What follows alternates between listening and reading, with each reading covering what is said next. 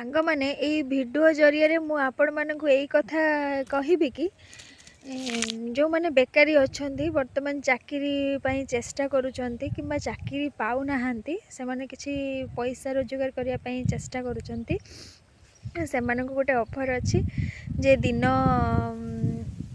10ଟାରେ ଦିନ 8ଟାରେ ଆସିବେ, ପୁଣି 12:30ରେ ଯିବେ, ପୁଣି 12:30ରେ ଯାଇକି ଖାଇ ପିଇକି ପୁଣି 2:30ରେ ଆସିବେ, 2:30ରୁ ସନ୍ଧ୍ୟା 5ଟା ଯାଏ ଚାକିରିଟା କରିବେ। ଆଉ ତୁମକୁ 450 ନହେଲେ 500 ଟଙ୍କା ଗୋଟେ ଦିନରେ ମଜୁରୀ ମିଳିବ। ଆପଣ ବର୍ତ୍ତମାନ ସେଇଟା 2 ମାସ ପାଇଁ ସେ କାମଟା ଅଛି।